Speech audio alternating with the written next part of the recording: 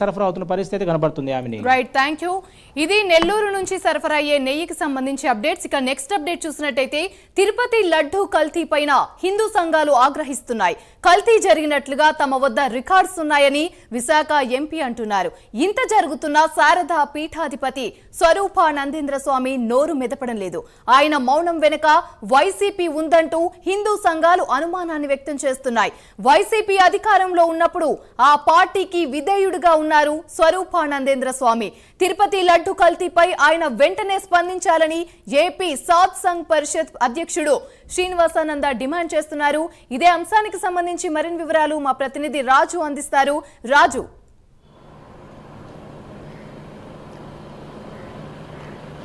యామిని, ఎందుకంటే ప్రపంచవ్యాప్తంగా ఒక్కసారి కూడా ఉలిక్కిపడిన సంఘటన తిరుపతి లడ్డూ ప్రసాదంలో కల్తీ జరిగిందనే సంఘటన తెలుసుకున్న తర్వాత శ్రీవారికి ప్రపంచవ్యాప్తంగా ఉన్న భక్తులు ఒక్కసారి కూడా అవాక్కైన పరిస్థితి కనిపిస్తుంది. ఎందుకంటే మహాప్రసాదంగా భావించే తిరుపతి లడ్డీ ఈ విధంగా కల్తీ జరిగిన వారిపై క్రిమినల్ చర్యలు తీసుకోవాలి, వెంటనే అటువంటి వారిపై అందరినీ కూడా అరెస్ట్ చేయాలంటూ కూడా ఇక్కడ హిందూ సంఘాలన్నీ కూడా ముక్త కంఠంతో మొత్తం క్వశ్చన్ చేస్తున్న పరిస్థితి అయితే కనిపిస్తుంది. అయితే ప్రధానంగా దీనికి సంబంధించినంత వరకు ఏకంగా రాష్ట్ర ముఖ్యమంత్రి ఈ విధంగా చంద్రబాబు నాయుడు ఈ కల్తీ జరిగింది అంటూ కూడా ఆయన నోటి వెంట చెప్పడం ఒక దుమారం రేపుతుంది, పెనుదుమారం రేపుతుంది అనేది మాత్రం మనం చెప్పుకోవచ్చు. దాంతోపాటు ఈరోజు విశాఖ ఎంపీ శ్రీభరత్ కూడా ఇదే విషయాన్ని అయితే చాలా పలుసార్లు కూడా చాలా స్పష్టంగా చెప్పడం జరిగింది. శ్రీవారికి లడ్డూ ప్రసాదం సమర్పించే లడ్డూలో మాత్రం కంపల్సరీగా కూడా కల్తీ జరిగింది, దానికి సంబంధించిన రిపోర్ట్లన్నీ కూడా నా దగ్గర ఉన్నాయంటూ కూడా శ్రీభరత్ అయితే ఈరోజు మీడియా సమావేశంలో చెప్పారు. దానికి గల క్వాంటిటీ అదేవిధంగా చెక్ చేసేటప్పుడు, ఎందుకంటే క్వాలిటీ ఏదైతే చెక్ చేస్తున్నారో గుజరాత్లో, దీనికి సంబంధించినంత వరకు వాళ్ళు చెక్ చేసిన రిపోర్ట్లు కూడా మాకు పంపించారు. అదేవిధంగా ఆ రిపోర్ట్లు చెక్ చేసేటప్పుడు దాంట్లో ఎక్కువగా ఏవైతే వాడకూడని పదార్థాలు ఉన్నాయో, ఎందుకంటే హిందువులు అత్యంత ఎక్కువగా గౌరవించి పూజించే జంతువుల్లో ఆవు ఒకటి, అటువంటి వాటిది, అదేవిధంగా మరికొన్ని పంది వంటి వాటి ఒక కొవ్వు పదార్థాలు వాడినట్లుగా కూడా ఇప్పటికే ఒక సంస్థ గుర్తించింది, ఆ రిపోర్ట్లు మాకు పంపించింది అన్నారు. ఈ రెండింటితో పాటు పూర్తిగా చూసుకునేటప్పటికీ ఏవైతే ఆయిల్స్ ఉన్నాయో, వెజిటేబుల్స్ సంబంధించిన పామ్ ఆయిల్ కావచ్చు, రిఫండ్ ఆయిల్స్, ఇవైతే ఆయిల్స్ ఉన్నాయి, ఈ ఆయిల్స్ని కూడా పూర్తి స్థాయిలో అయితే వాడారు దాంట్లో అంటూ కూడా శ్రీభరత్ అయితే చెప్పారు. దీని అన్నిటికి సంబంధించినంత వరకు రిపోర్ట్లు ఉన్నాయి, వాళ్ళపై చర్యలు కూడా తీసుకుంటుంది ప్రభుత్వం తరపునట్టు కూడా చెప్పుకొచ్చారు. అయితే ఇదంతా వ్యవహారం ఒక విధంగా పక్కకు చూసుకునేటప్పటికీ, ఎందుకంటే 2014 నుంచి కూడా విశాఖ శారదాపీఠ ఎవరైతే స్వామీజీ ఉన్నారో స్వరూపానందేంద్ర స్వామి, ఇప్పటి వరకు కూడా ఆయన జగన్కి చాలా వరకు దగ్గరగా సాన్నిహితంగా వస్తూ వచ్చారు. ఎందుకంటే 2014లో అప్పట్లో ఏదైతే కూటమి ప్రభుత్వం ఏర్పాటైన తర్వాత తిరుమలలో అసాంఘిక కార్యక్రమాలు జరుగుతున్నాయి, తిరుమల ప్రతిష్ట అంతా కూడా దెబ్బతీసే విధంగా ఉంటుందంటూ కూడా పలుసార్లు తిరుమల వెళ్ళి ఆయన అయితే అక్కడే మీడియాతో మాట్లాడిన సందర్భాలు ఉన్నాయి. దాని తర్వాత ఇక్కడ కూడా చాలాసార్లు మీడియా సమావేశాలు ఏర్పాటు చేసి తిరుమల వంటి పవిత్రమైన పుణ్యక్షేత్రాన్ని అపవిత్రం చేస్తుంది అంటూ కూడా ఆయన పలుసార్లు అప్పుడున్న టీడీపీ ప్రభుత్వం మీద ఆయన అయితే చాలా నేరుగా వ్యాఖ్యలు చేసిన సందర్భం కనిపిస్తుంది. దాని తర్వాత ఏదైతే 2019లో వైఎస్ఆర్ కాంగ్రెస్ పార్టీ అధికారంలోకి వచ్చిన తర్వాత స్వరూపానందేంద్ర స్వామి ఏకంగా కూడా ఒక వెలుగారని చెప్పుకోవచ్చు. అప్పటి నుంచి ఇప్పుడు వరకు కూడా తిరుమల పవిత్రత గురించి కానీ, లేకపోతే అక్కడ జరుగుతున్న వివాదం పైన కానీ చాలాసార్లు అక్కడున్న ఆలయంలో పనిచేసే వాళ్ళు కానీ, తిరుపతిలో ఉన్న వాళ్ళు కానీ మాట్లాడుతున్నప్పటికీ కూడా స్వరూపానందేంద్ర స్వామి ఏ రోజు కూడా నోరు మెదపని పరిస్థితి కనిపిస్తుంది. దీంతోనే ఏకంగా స్వరూపానందేంద్ర స్వామికి భీమిల్లో అడ్డగోలుగా కొన్ని భూములు కూడా వైఎస్ జగన్మోహన్ రెడ్డి ఇచ్చారంటూ కూడా వార్తలు వచ్చి, దాంట్లో నిజం ఉందంటూ కూడా కూటమి ప్రభుత్వం వచ్చిన తర్వాత అక్కడున్న ప్రభుత్వ అధికారులే చెప్పడం జరిగింది.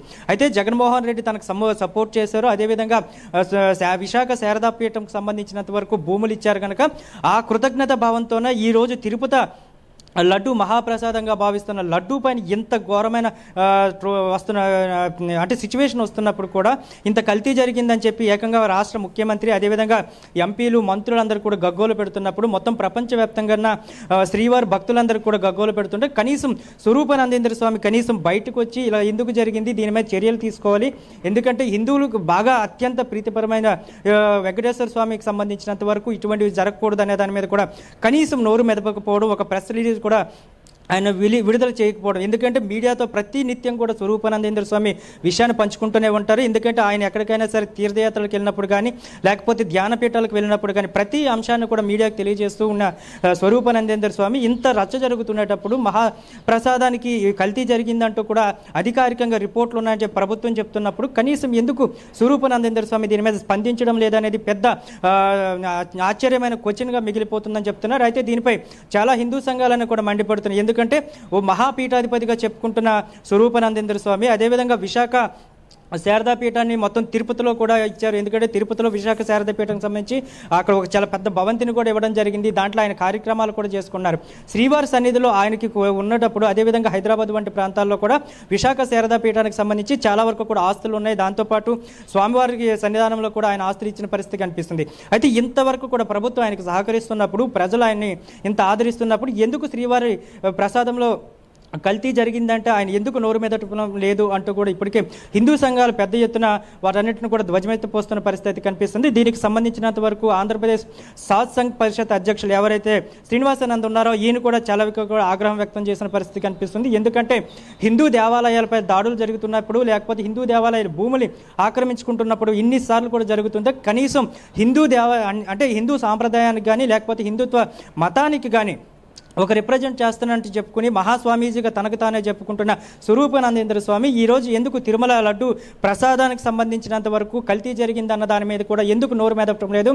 తక్షణమే ఆయన దీని మీద నోరు మెదపాలంటూ కూడా సాత్ సంఘ్ పరిషత్ అధ్యక్షుడు అయితే శ్రీనివాసానంద్ అయితే చెప్పడం జరిగింది. అయితే దీంతోపాటు ఏవైతే హిందూ సంఘాలు ఉన్నాయో వీటన్నిటిని కూడా ఒక్కసారిగా కూడా ముక్తకంఠంతో ఖండిస్తున్న పరిస్థితి కనిపిస్తుంది. తిరుమల లడ్డూకై ఎటువంటి అపవిత్రం కూడా జరగలేదనే దాని మీద పూర్తి స్థాయిలో కూడా దర్యాప్తు జరగాలి. అవసరమైతే సిబిఐ ఎంక్వైరీ కూడా వేయాలి. వేసిన తర్వాత ఎవరైతే అపవిత్రం చేశారో లడ్డూని వాళ్ళందరిపై క్రిమినల్ చర్యలు తీసుకొని వెంటనే వాళ్ళందరికీ కూడా జైల్లో పెట్టాలంటూ కూడా ముక్తకంఠంతో మొత్తంగా ఖండిస్తున్న పరిస్థితి కనిపిస్తుంది. వేగంగా రేపటి నుంచి చూసుకునేటప్పటికీ దీనిపై చాలా మందికి కూడా ఇంకా క్లారిటీ లేదు. ఎందుకంటే ప్రభుత్వం ఇప్పటి వరకు కూడా మేమైతే టెస్ట్ రిపోర్ట్లు తెప్పించిన తర్వాత దాని పూర్తి స్థాయిలో కూడా దానికి విచారణకు ఇస్తామంటూ కూడా చెప్పుకొచ్చారు. కానీ ప్రస్తుతం ఉన్న పరిస్థితుల్లో చూసుకునేటప్పటికీ ఆల్రెడీ రిపోర్ట్లు మా దగ్గరికి వచ్చాయి.